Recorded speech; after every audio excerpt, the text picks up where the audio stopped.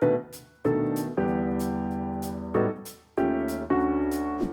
everybody, and welcome to today's virtual wine tasting. We got a really, really cool event about to unfold. I know we've done a couple of sunsets, those have been really, really cool. We're here up in the Galilee, and by we, I mean Gal from Matar Winery, who will be presenting today.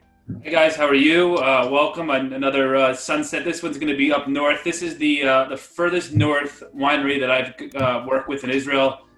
This is an amazing property to go visit and to drive through that winding road. I feel like I drove all the way up there this morning through those windy, beautiful trees to get to the winery. And I'm coming up and everyone's greeting me. And before I walk in, I make sure I say hi to the wife, taste a little bit of cheese on my way into the winery. And I walk in and say hello to Gal while he's waiting with me with a glass of champagne. So I'm going to throw it over to Gal up in the Golan today. Say hello from Pelter Winery. So we are from the Golan Heights. It's a family winery called, we now have a Pelter Winery, a Matar Winery, and also we have a distillery. And we produce spirits. Maybe we can virtual taste them at the end. So it's a family-owned winery. Tal Pelter is the winemaker, the owner. Most of our vineyards are around here and in the Upper Galilee. So we have actually two different terroirs. One is the Golan Heights, which is volcanic soil, and we have the Galilee. And a bit of, we take some grapes for this Chardonnay that we're going to drink from the desert, because there's a very special vineyard there in Mitzpe Ramon, near the big Machtesh, the crater. All of our all of our grapes are hand-picked only. Tal Pelter studied winemaking in Australia. He really loves the way they make wine, and you can see it in our wines. They're very balanced. All our line is very, very balanced wines. We use only French oak for the aging process, a minimum time for the reds of 14 months and a maximum, which goes to the CB, of 30 months. As I said, it's a family business. The winery started in 2001 by two brothers, the Pelter brothers, Tal the winemaker and Nir. I myself was very many years in the restaurant business, doing spirits, cocktails, and wine. Then I became the representative in Israel of Glenfiddich, Balvenie, Remy Martin, Jägermeister. I worked for the biggest importer, not the wine business, more beer and spirits. And the Pelter brothers needed a small, bald guy to tell them what to do. So they brought me to manage the company. And I've been doing this for almost 5 years now.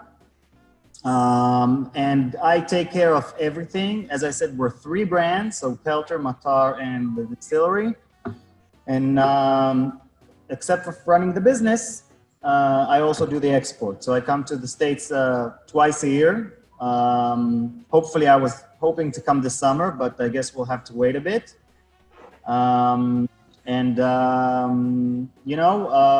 We're doing very well. Pelter is a very strong brand. It's a non-kosher winery, not because of any agenda, but just because Tal Pelter wants to touch his grapes, and he's not religious. And we have Matar here, which is the same vineyards, the same Tal Pelter winemaking, but we have our own workers, the mashgiach and everything, and they do whatever. And Matar is only a 6-year-old winery, and every year we're growing.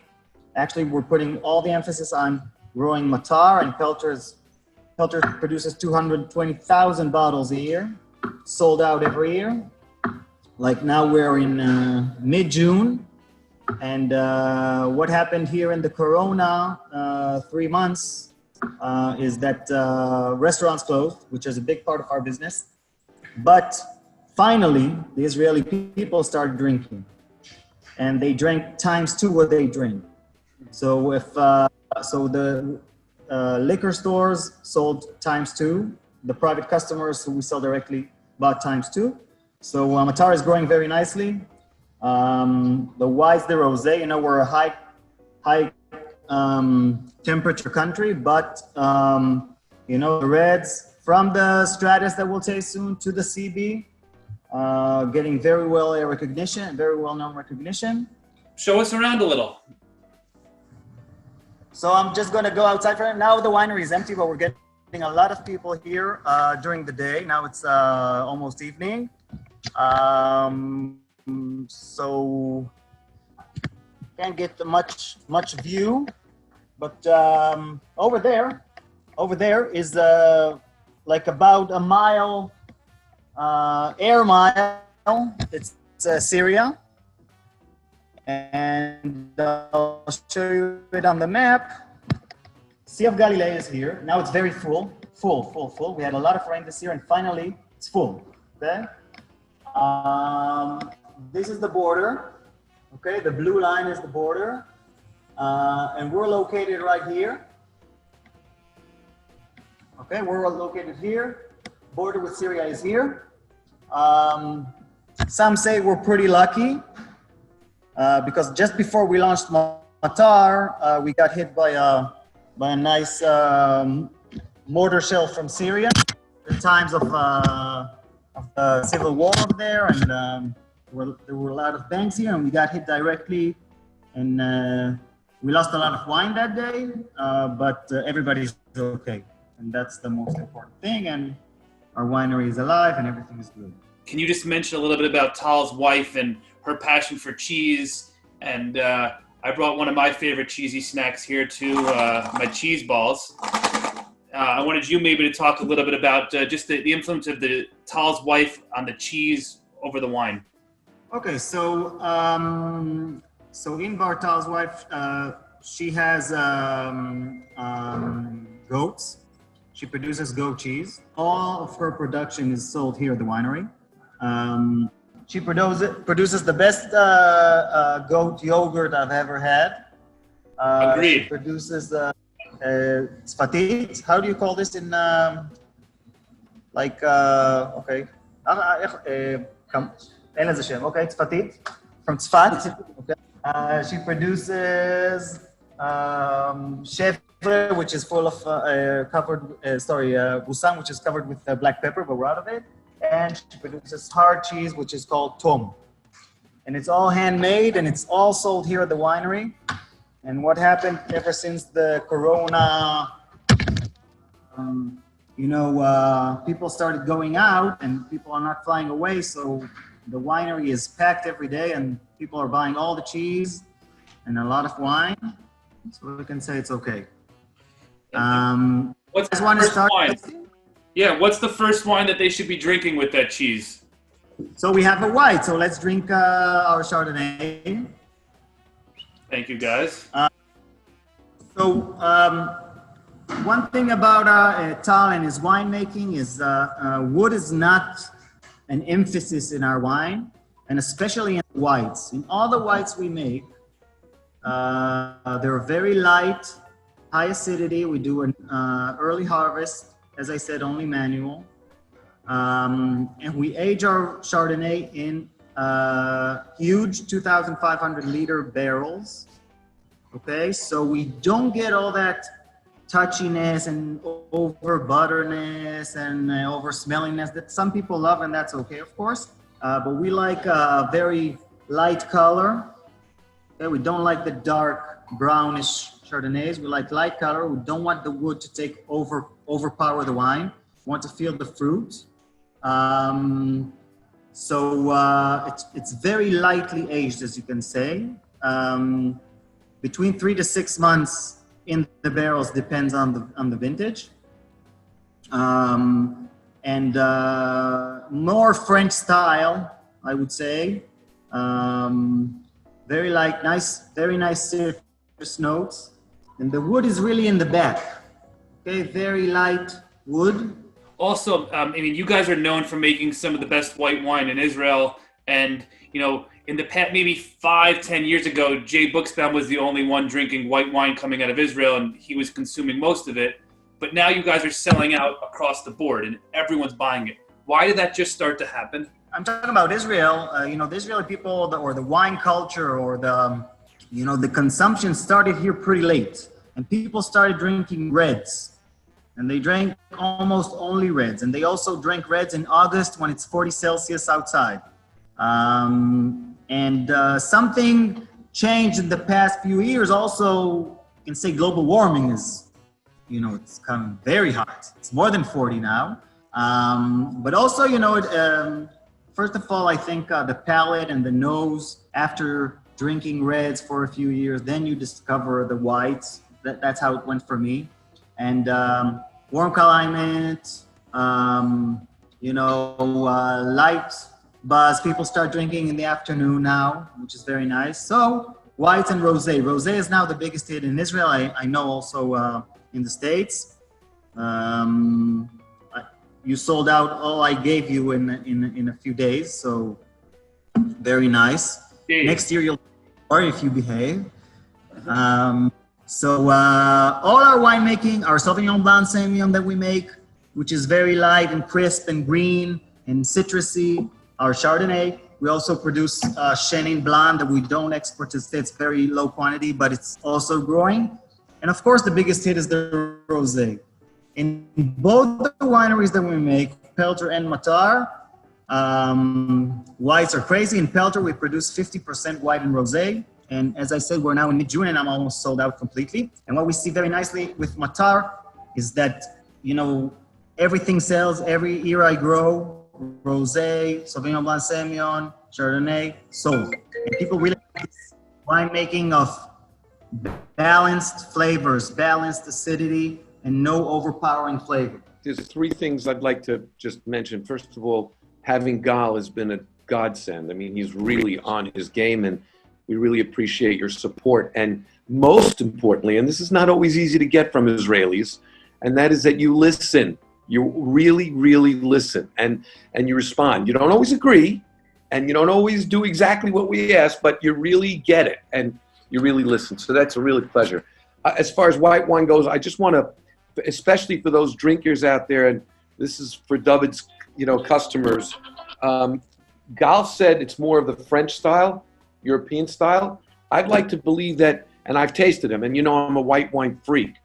I think it's a combination. It's not quite as austere and flinty and structured as some, let's say, Chablis, but it's also not that big fruit bomb that you get from, for example, Herzog's Russian River Chardonnay. So it's as Gal pointed out, it's got a touch of that oak, but it's got also a little bit of nice fruit that you don't get often in European wines that you need only food for. And so this wine, I think, is a really good in-between thing.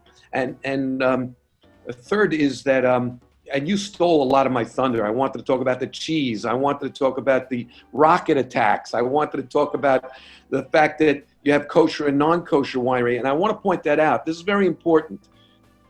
Gal's winery, Matar, is the only winery that I know of right now that has what is called in Hebrew yesh v'yesh, kosher and non-kosher, certified and non-certified. And it's the only winery that, and maybe we shouldn't say this too loud because I'm afraid the Rabbanut will get on me on this. It's the only winery that actually has on their label produced by Pelter. So it's got the reputation, even on the wines of Matar, the reputation of Pelter. So it's fantastic. Maybe talk about why the clouds in the air is so important to the Pelter boys. Matar, rain, Tal Matar, and Tal's brother is an Air Force pilot, F-15. So we took the clouds as a concept with the name, and three of our wines are named after clouds. One is the Stratus, which we will taste shortly. The other is the Cumulus, and our flagship wine, the CB, which you can see always on the back label, which is called Cumulonimbus. Okay, and these are all types of clouds, and our wines are characterized as the cloud. Okay, so if the Stratus is layers of thin layers, so that's how the wine is. And the Cumulus is a big, puffy, billowy cloud. So that's how that's the characteristics of the wine. And of course, as a flagship wine, we took a big storm cloud and we named the wine after it because that's how it is. It's a full, wine, full of layers of flavor. Okay, so the Stratus, I'm drinking the 17, which is what we have now in the market. I think it's at the end of in the States. The 17 is Yes. running down, and the thing is going to be the 18. So the Stratus Cloud, as I said, it's sheep cloud, we call them in Hebrew. It's a thin layers. And this is our entry level red. It's 100% Shiraz. Now, Shiraz from Israel, which is normally grown in warm climates, is pretty full, but also very spicy, okay? Because of the heat and the area of most of the Shiraz grapes in Israel. We bring our Shiraz grape for both wineries from this very special vineyard. It's called Emek Kadesh. It's in the Upper Galilee, not too far from here. And this is a terrific Shiraz. And also anybody who tastes it, even blind tasting, mostly wouldn't recognize or would say on the spot, this is 100% Shiraz, okay? Because warm climate, as I said, so ours is a bit different, much more northern. Colder climate, okay? We don't get that boiling grape that gives us all that over fruitness and fullness and spiciness. So we get a very balanced, as I say about all our wines, I will say it again, a very balanced, okay? Very nice, light at the beginning, very smooth finish. This wine is aged for 14 months. As I said, this is our minimum aging period. Aged 14 months in French oak barrels. And this is a wine that also started successing very strongly here. I know Shiraz, Shiraz is like it's a mid grape because everybody drinks Cabernet. But as we go to the beginning, Top Pelter also started in Australia, and they know their Shiraz there. So we have a very nice wine, not overpowering.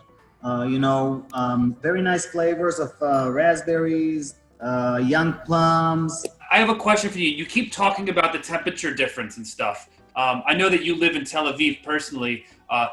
What's the temperature difference when you wake up in the morning sometimes and how long does it take you to get to where you are? What could the temperature difference be maybe sometimes? The driving, it takes me 2.5 hours to get from Tel Aviv to the winery. That's half of Israel also, okay? Almost half of Israel. In Tel Aviv this morning, flip-flops, short pants, and a t-shirt, and it's pretty hot. It gets around 30. Okay, in the morning, the 7 in the morning was 25, then it goes to 30 pretty fast. Golan, first of all, no humidity like there is on the coast. But also right now I'm with a short shirt and long pants, and it's 7 in the evening and it's starting to get pretty freezing. I was with a coat before. Okay, so high altitude, no humidity. Yes, we're closer to the sun, but Golan Heights is pretty cold most year long. I know it's not as cold as you guys get in the States, but we do get a bit of snow, maybe a day or two a year here. And, Golan Heights is about everything. You have the volcanic soil, so you got very nice minerality in your grapes. The land is strong, but that makes the vines go deeper through the stone, through the mazel. Okay, so that's the ground here. So when we're planting our vineyards, and this is something very important for all of us to come and do, and when we plant our vineyards, because we're growing every year of the vineyards that we own, that we planted right here in the Golan Heights next to us. So they're very hard to penetrate. It's a very hard soil. But you know that when they go in, the vine is a very, very strong plant. And it can find its way. And 4 years later, you'll get great grapes with, I think the most important thing is the minerality, especially for the whites and rosé.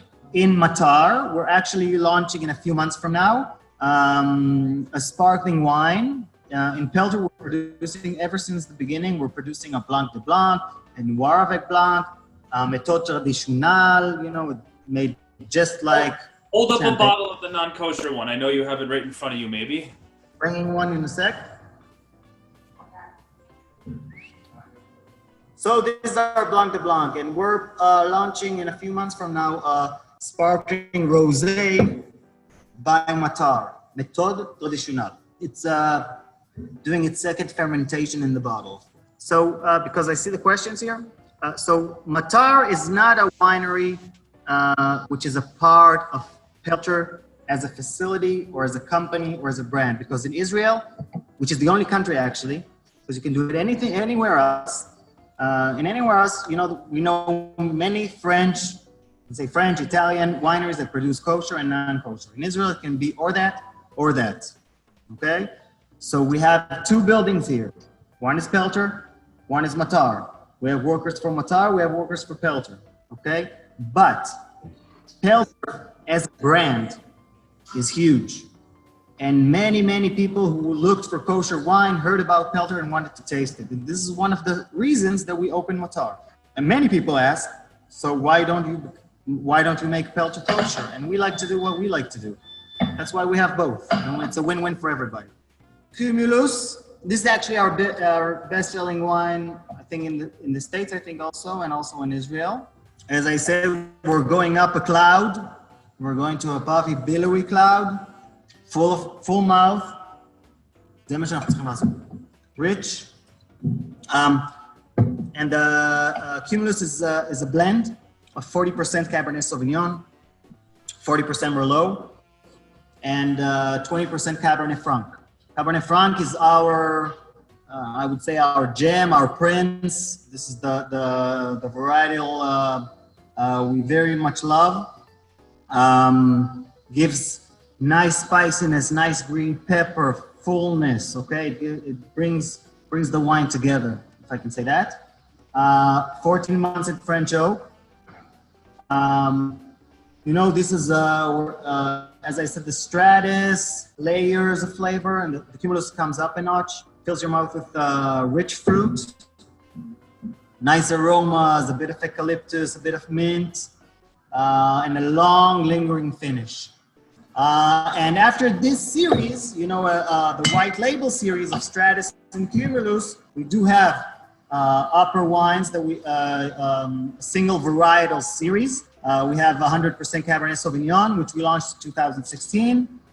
We have a 100% Petit Verdot, which is mostly, you know, not varietal many wineries produce a wine of, because it's usually a spicener, but we have a very nice vineyard, produces high quality Petit Verdot, and our Petit Verdot is our purple wine, you know, rich, full flavored, but also always there's the balance. And from that, our CB, our cumulonimbus, our huge storm cloud, which is flagship, it's mostly Cabernet Shiraz, with a bit of Petit Verdot and Cabernet Franc, and 30 months in oak, and it's a rich, full-body wine. Should be aged a bit or more. You know, and if you don't, 2016 vintage, which is out now of CB, is a vintage to get your hands on and put it aside. Any wine, I would say any wine from Israel, 2016. I haven't tasted anything bad, and summer was a very good year. Someone mentioned the drinking window of that one, but can you talk about maybe the drinking window of all your wines, maybe the ageability on some of the stuff being from higher elevation, if that does anything, or? Chardonnay can age. You know, our experience with a wooded Chardonnay, which was the first one we did, was in Matar. First vintage was 2012. I had a 13 about a week ago. Amazing. Okay, so as the Chardonnay, it can age very nicely. The Sauvignon Blanc Semillon that we have doesn't age in wood. It's only in stainless steel tanks, so it can survive about 4 to 5 years. Chardonnay can last 8, 9.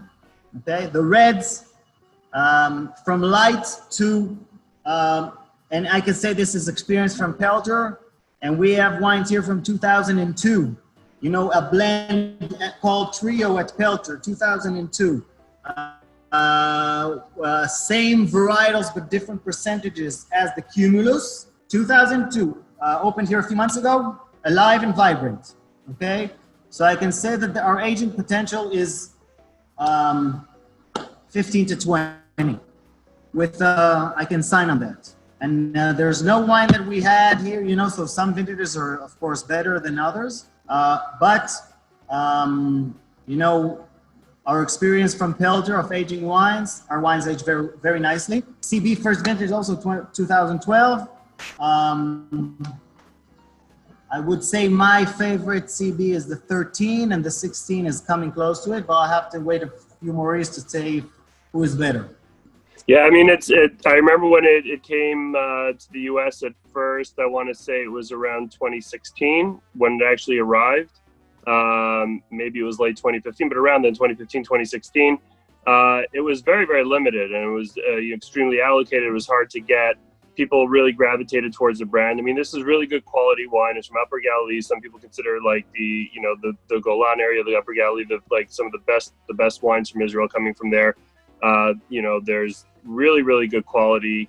Their rosés 2 years in a row is the first rosé to sell out and not be, can't get your hands on it anymore. So it's, it usually, the more I buy, the more I sell, but then you can't, there's just not enough.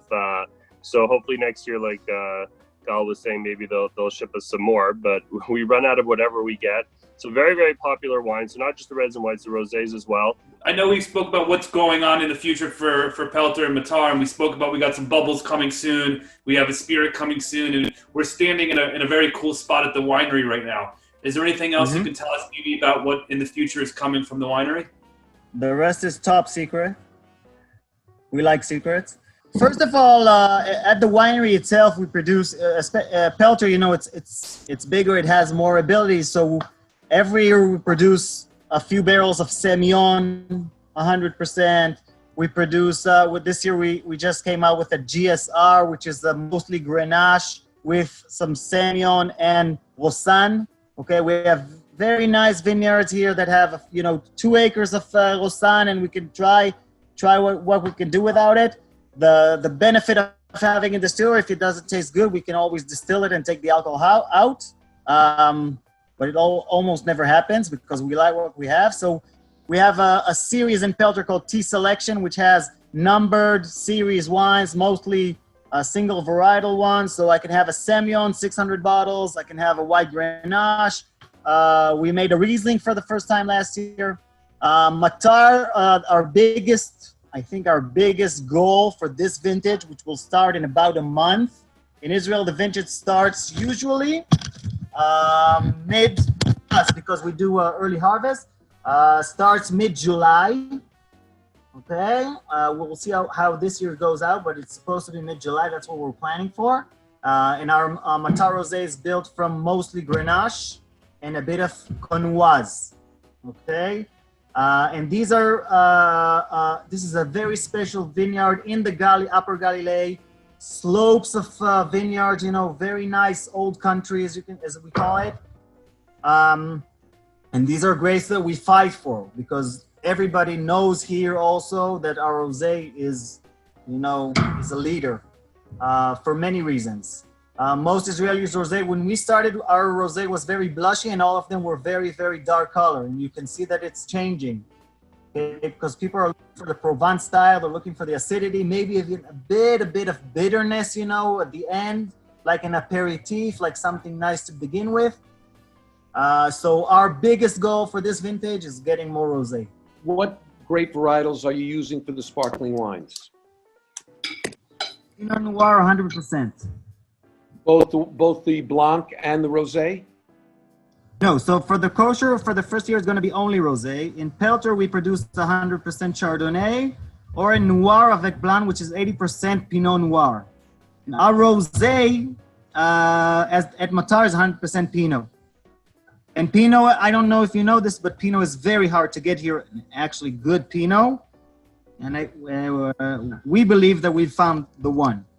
Gal, this is Jeremy. I by accident, and David, I sent Jay privately my questions. So 2 quick questions. One was the 2018 Rosé also the 90-10 as well, or what was different varieties? 2018 Rosé was 80-20, 80% Grenache, 20% Cornoise. And the 19 is 85 Grenache and 15 Cornoise. That's a 5% difference. And you might have mentioned this. You're selecting the grapes from other vineyards, or you own the vines.